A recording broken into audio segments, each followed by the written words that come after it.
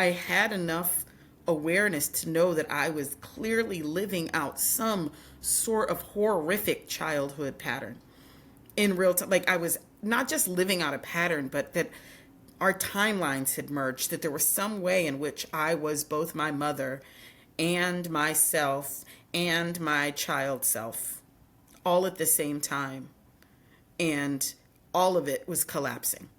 It can be hard in the midst of so much violence, oppression, and despair to believe in a just, loving, and compassionate world. I'm also clear that if ever we need a collective hold of that possibility, it is now. Mundane Miracles with Sonya Renee Taylor is a podcast where I share stories, reflections, anecdotes, and epiphanies from my daily existence in an effort to collect evidence that life is truly loving and kind, full of intention, guiding us all toward greater love, grace, and compassion, proving that if we learn to look and listen, we will hear and see that life is indeed unfolding for our highest good. Join me as I share evidence that life is happening on purpose with radical love in service of our highest good, even when it sucks, especially when it sucks. When I let my grief take up all the space of 1,000 oceans that were washing over me every day, I have to say, I felt joy. I felt joy, oh boy. I felt unexpected, unusual, surprising waves of joy. Hello, friends, and welcome to Mundane Miracles with Sonya Renee Taylor, the podcast where we collect evidence that life is indeed happening on purpose, in radical love, in service of our highest good, even when it sucks, especially when it sucks. I am your grateful and glorious host, Sonya, back with another episode. I hope everyone's been well. You know, I really feel the weeks between us connecting. I feel them. So many things happen. Like I told you, I think the last time I recorded, I was in Spain and I was in Colombia the episode before that. And now I'm in California in Big Sur on the coast of California. And on my way back to Durham. And then the next time I talk to you, I think I'll be in Kenya. So, you know, clearly life has your girl out in these streets.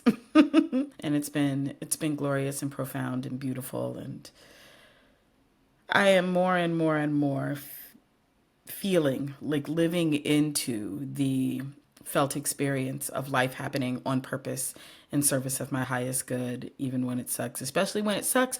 And because I'm knowing that, it's sucking less and less and less. And that part is really cool, that there is something transmuting about recognizing that life is intentional and happening in service of our well-being that allows the harmonious experiences of our well-being to feel more pervasive, to feel more florid in these streets in some ways. And that's been beautiful to experience. It's been really lovely to have that experience. This episode, I'm ready to talk about the Great Collapse. I have no idea how long it's going to take to tell this story. I have told bits and pieces of it. I don't know that I have ever sat down and said it in one, fell swoop. And I don't, we'll see how much detail wants to come out about it. We'll see. I don't know yet. But I do know that there is a completion that has happened in that experience, that there is something that got done, that was began there, that is in its completion phase and integration phase, that the lessons that life was teaching me in that moment have been embodied over the last 5 years and are now moving into practice, like regular practice, like practice as a regular part of my life. And I'm feeling really excited about that. I'm feeling excited about that. And so I just want to take a few breaths and let myself return to that place.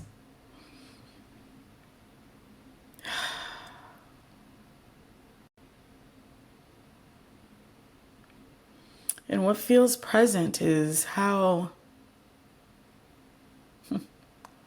much I didn't want to see back then. I was living in Aotearoa, New Zealand. I was living with my partner at the time. And so much of my life was me really not wanting to face the things I didn't want to face.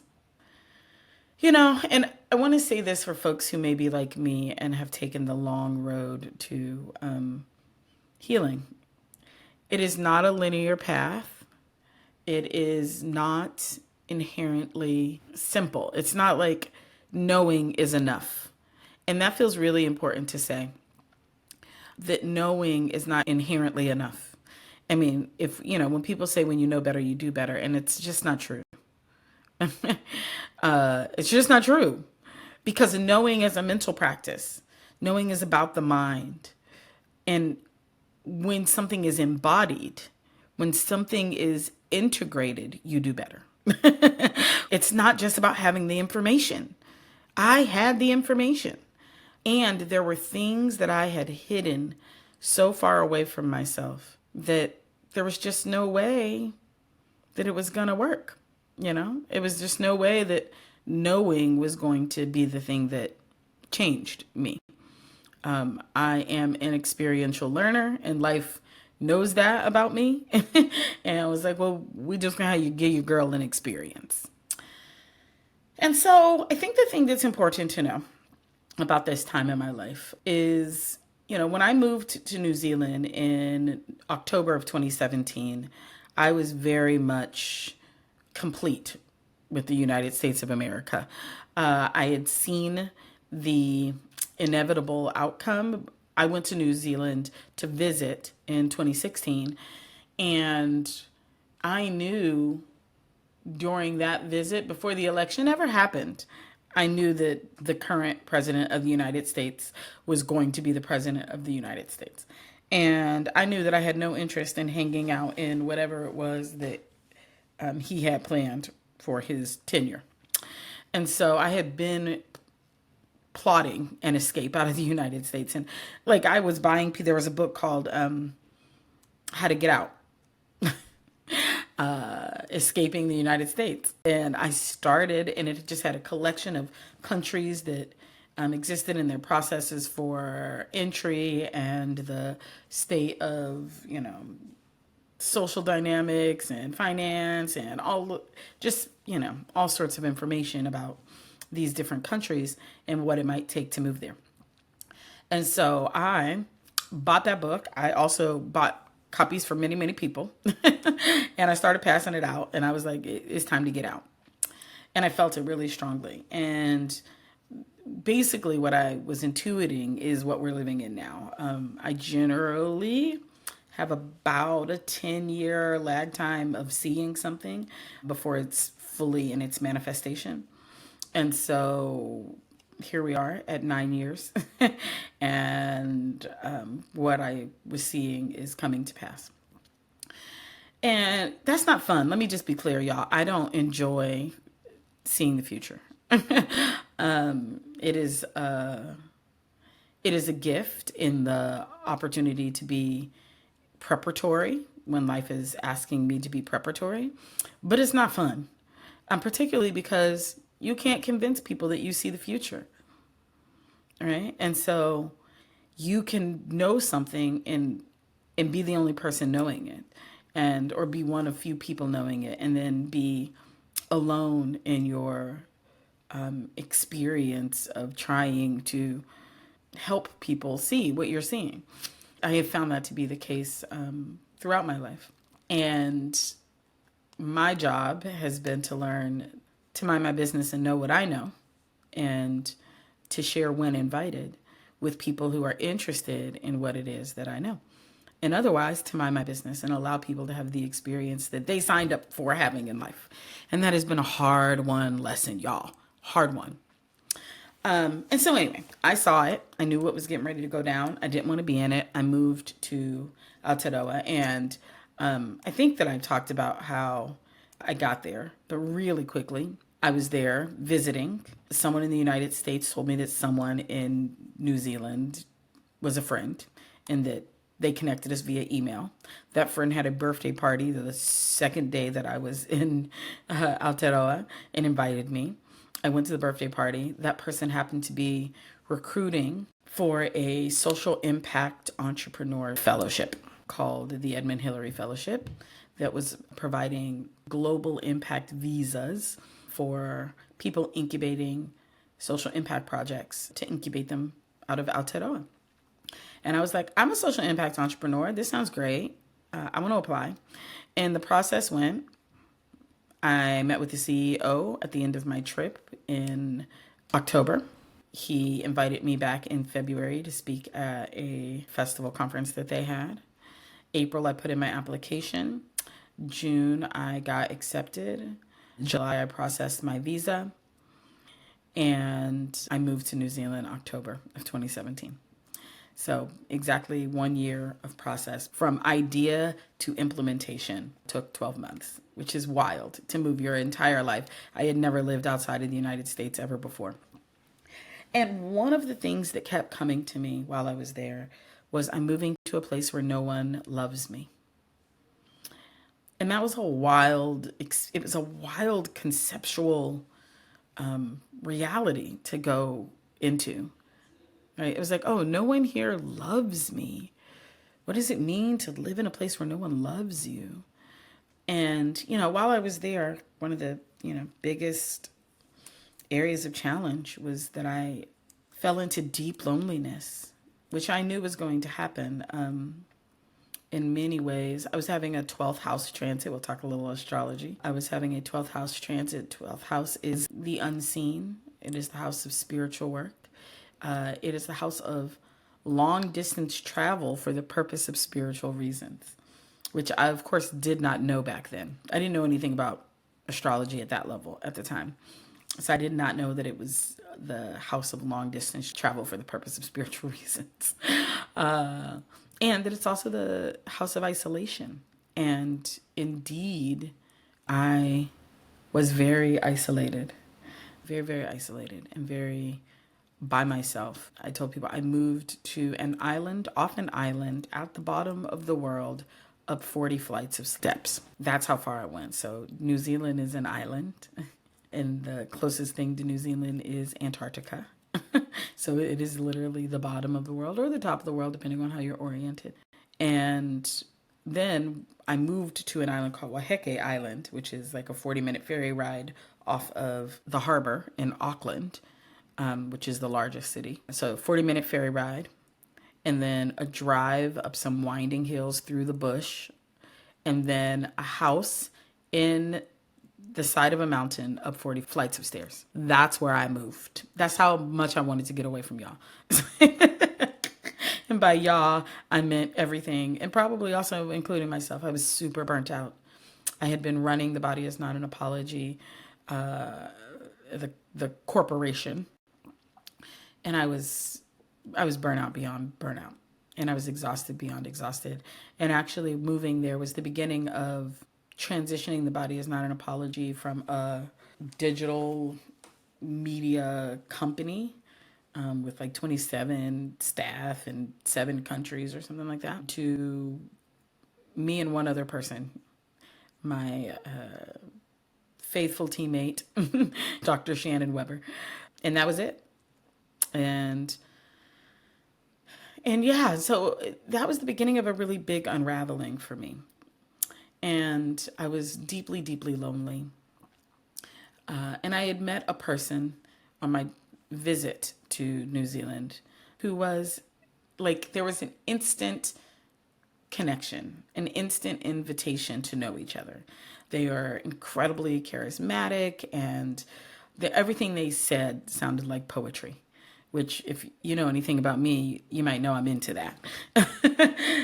Words of affirmation is definitely my love language. And everything they said just was like honey falling off their tongue. And they offered to be my friend. And I really needed a friend when I moved to Aotearoa. And so me and this person became friends. and they were in a partnership at the time, and so there wasn't really an option to be anything more than friends, but it definitely was crushy. You know, it's definitely crushy on them, and I definitely felt like they were crushy on me. I knew they were crushy on me. I could feel it. And I also knew they had a partner. And so I was like, great, that's not what we're doing. And when I tell you I was lonely at a soul level, right, that there was something that felt so bottomless inside of me. I remember I had a chalkboard in my kitchen, and I wrote on the chalkboard, I surrender my longing to God. Because I just was longing for companionship, longing for connection, longing for love. And here's the hot take. The longing is information, and the information is not that the thing doesn't exist. It's that the thing does exist, and there's something in you that is making it indetectable. That there is some trauma, some unhealed thing in you that is making that longing present itself as lack.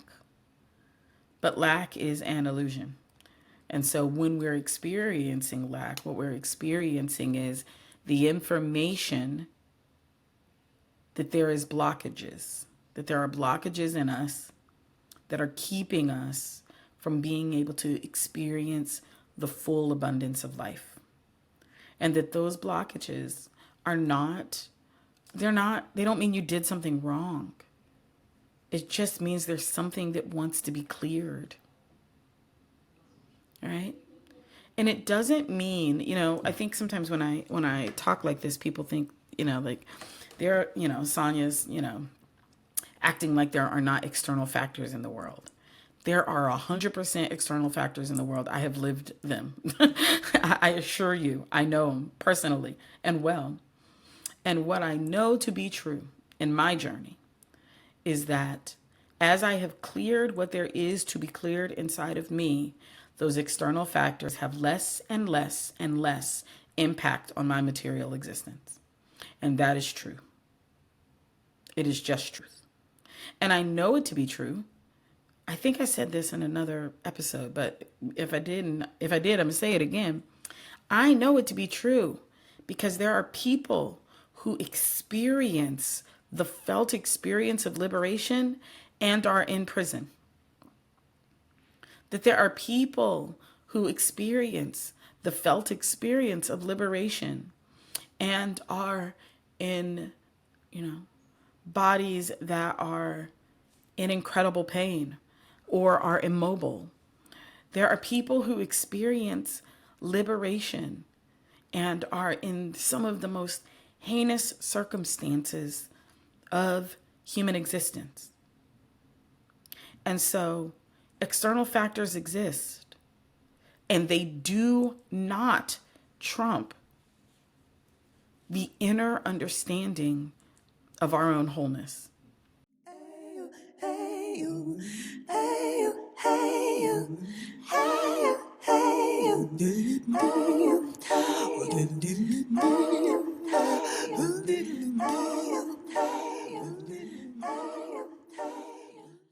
What I'm saying is nothing is greater than you.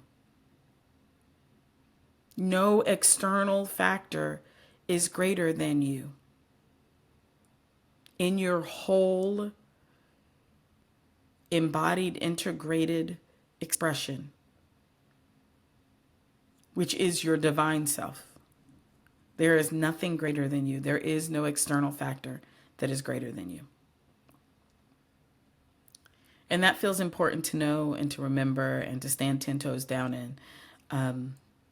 Otherwise, everything else is just beatable, right? Then you're just beatable by everything, right? I was like, that's a great way to give away your power, is to decide that the external factors are greater than you, right? So, anywho, I say that to say that the longing and the loneliness inside of me was information. And it wasn't information about how isolated I was, although it was, but the isolation was a thing I called in. I decided to move to an island off an island at the bottom of the world up 40 flights of stairs. Nobody put me there. I chose that, right? And so there was something in it that, even if not at a conscious level, I knew was trying to uncover something. And so me and this person, end up in a relationship. They exit their relationship before anything physical happens between us. They end their other relationship, and we end up in a romantic partnership. And here's what's true. I knew that I didn't have no business in that relationship. I knew I didn't. I knew that this person was not, that there were areas of development that they were moving in or not moving in that were incompatible with the work that I'd been doing, that they had patterns that resembled patterns of old relationships, and very specifically patterns related to my relationship with my mother. And I knew that, that those things were ultimately incompatible in the long term. But when I tell you they spoke in poetry, y'all, when I tell you they said all the best things. At one point, this person told me I was infinity dressed in skin. And I said, you know what? I ain't going nowhere. I ain't going nowhere. And I told my therapist, I ain't going nowhere. Like, I'm just going to ride this ride until I get kicked off of it. Because hear me now and believe me later. That's a really foolish orientation to life. I do not suggest it. I did it. I don't, 10 out of 10 do not recommend waiting for life to kick you off the ride. Don't do it. But it's absolutely what I did. I waited for life to kick me off the ride. And, my therapist was like, I told you. It was rough. And so, I got into this relationship. We ended up living together. Again, 10 out of 10 do not recommend. Not because, not the way that I did it, which is already being in a relationship that I had already knew was a function of some of my old patterns and that was not likely to be sustainable because of some key incompatibilities. And then when they suggested we move in together, I said yes. It's foolishness, y'all. So I don't do it. And so we moved in together in October of 2019. And the relationship had challenges. And those challenges were rooted in my codependence. That's the long and short of it. One of the key dynamics of my relationship with my mother was trying to save her. All the sort of calamities that those woundings created. And one of the questions that I was grappling with when my mother died in 2012, October of 2012. Now, I'm sitting here right now being like, I want to say that I might have moved into this house on the anniversary of my mother's transition. I might want to say that. And I'm just now realizing that in real time. My mother transitioned in October of 2012.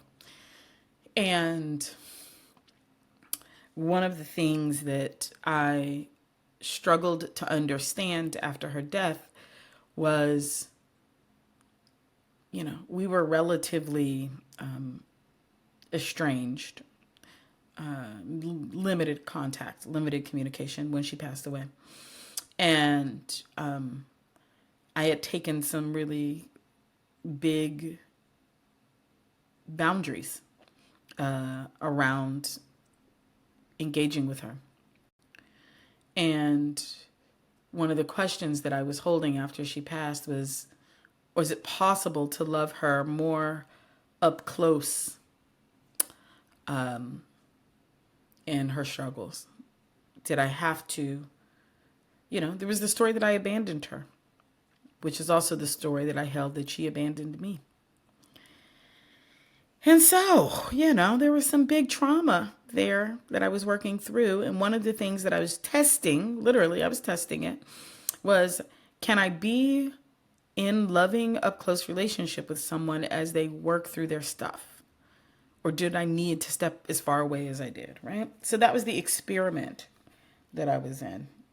And the other part of the experiment, because I was like, wait a minute, that's the experience I was in the relationship before that. Oh, there's a pattern if you can't see. But what I wanted to see was if I could be up close and still not meddle and still let them be on their journey, right? Now, the answer to that question is if the journeys aren't compatible, then it's probably not in alignment to be on a journey with someone whose journey isn't compatible with yours. That's what's true, but it was difficult for me to see that. Again, knowing is not enough. I needed the lived experience of having that reflected back to me that no, Sonya, that creates chaos and havoc in your life. And so we moved in together in October of 2019. There are all kinds of fascinating challenges that ensue inside of the relationship over that time. And I go away in early January. I go away to the United States for what will be 3 weeks of tour in the U.S. of speaking engagements across the U.S. And that those speaking engagements will ultimately, provide my income for the next 4 months. So what I would do is about every 3 or 4 months, I would go to the U.S. I'd do 3 to 4 weeks worth of touring and speaking engagements, stack up some coins, come back to Aotearoa, sit for 3 or 4 months, and then go back and do that again. And so that was how it was working. So January, I leave. Now, actually, let's rewind before we get there. My birthday is November 12th. And so November 12th of 2019, I have a really low-key birthday. My friend Hillary came into town. I said came into town like she didn't get on a plane from California and fly 13 hours to come spend 3 days with me in Aotearoa for my birthday. So Hillary comes. We go to Chinese food, me, my partner, and Hillary. And I woke up that morning, and there's a song by the group Kindred the Family Soul, who I love, love, love, love, love, called My Time. And it goes, I'm ready. This is my time. All that I hope for is mine. It's mine. It's mine. I'm ready. This is my time. All that I hope for is mine. It's mine. It's mine.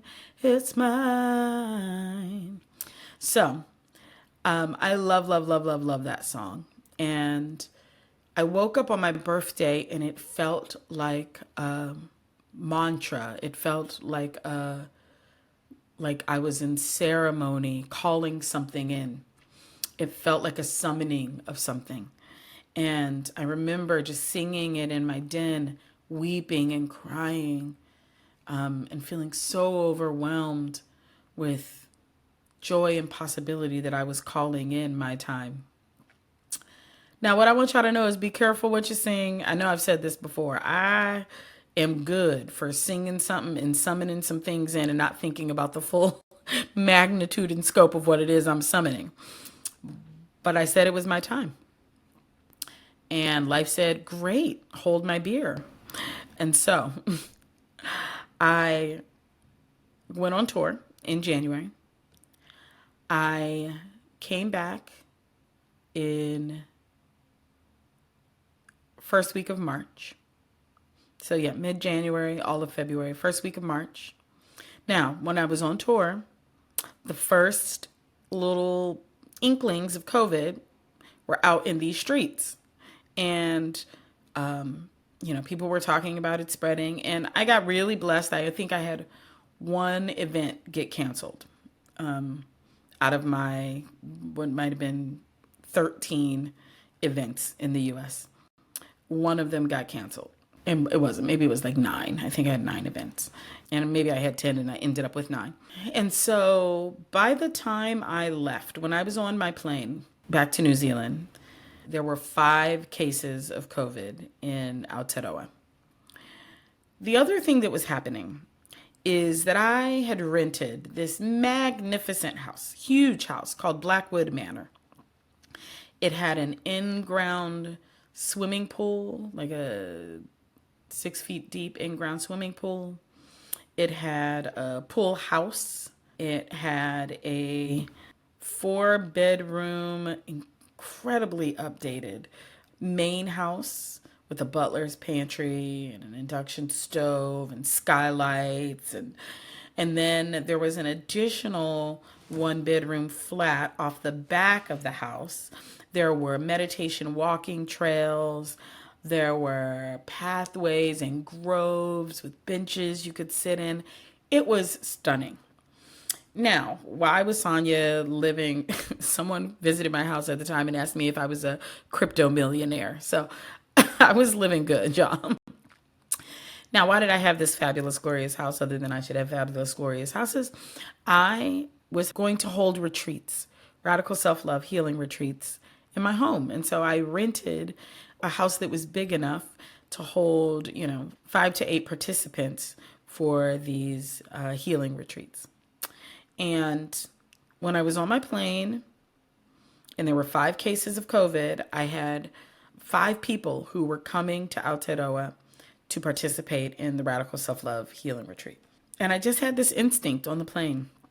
I said, I don't really know what this is, but it seems like it's not a safe idea to invite total strangers from another country to come all the way across the world in the middle of whatever unknown this is.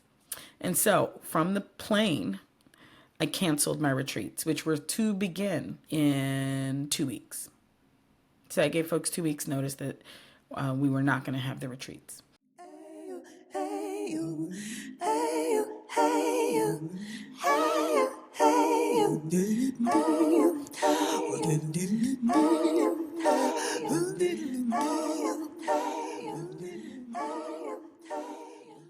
So that was March. Let's say I arrived back in March 5th. My partner picked me up from the airport. Now, before I left, my partner and I were at the airport, and my partner was so sad and so sensitive and teary-eyed about my leaving in a way that felt unusual. And I didn't know, right, what was going on, but they were tender. And when I came back, the energy something was off. I could feel it. I'm an incredibly intuitive person.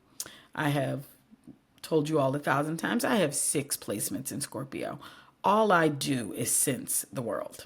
All right. All I do is sense constantly, feeling when things are out of order, out of pattern, out of the normal process. I'm immediately aware of it. And I could feel it. I was like, oh, something's up. Something is awry. I don't know what it is, but something's up. So yeah, I could just feel that something was off. Something was strange and off and odd. And I needed it to not be strange and off and odd. And I didn't know why they were off, and I didn't know what was exactly going on, but I knew that something was going on. I greeted my partner. We came back. And I'm going to share some details that perhaps I wouldn't in another case, but it feels pertinent to this experience because my body was telling me things and I wasn't yet listening.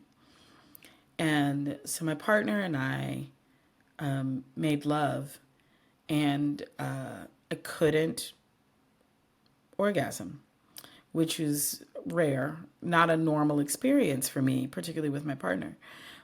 But my body was not responsive to them. It felt like it was keeping them out.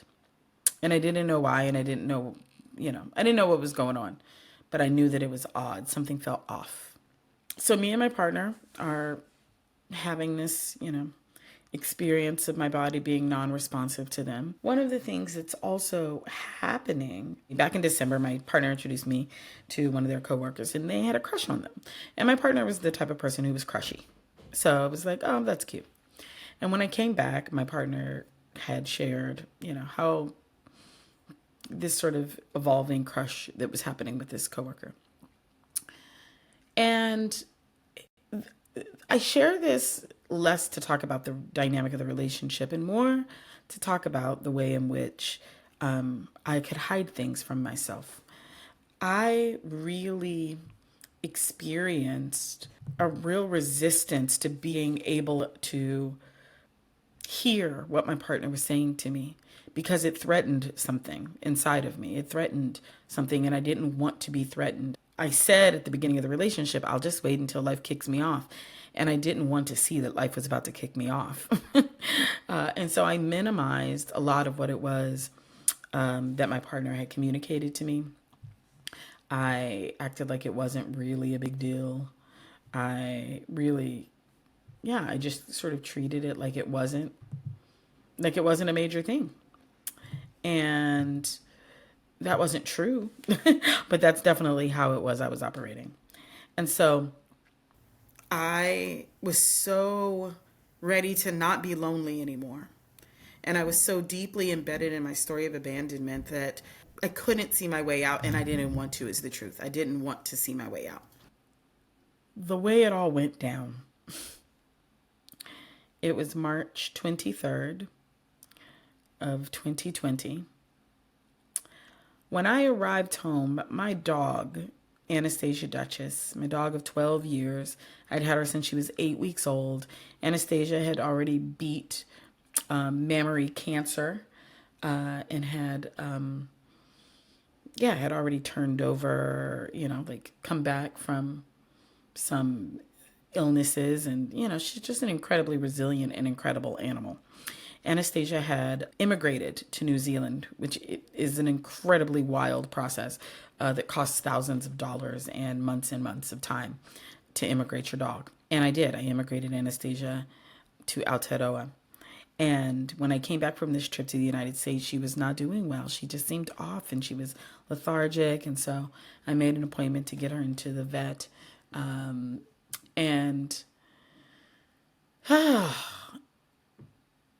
want to say it was maybe March 23rd. I believe this was March 23rd. What I do know is it was a Monday. Monday night, Anastasia was really ill, and I took her to the emergency vet. And I left her there.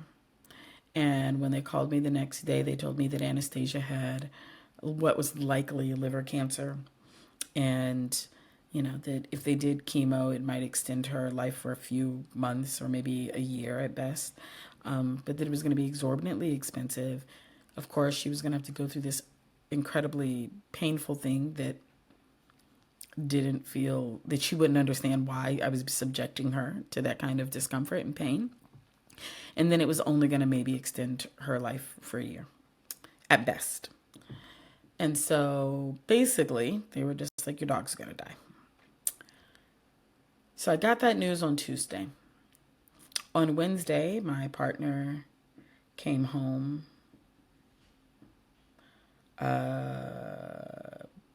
We were walking on a beach and walking Anastasia on a beach. My partner came home late, like 3 a.m.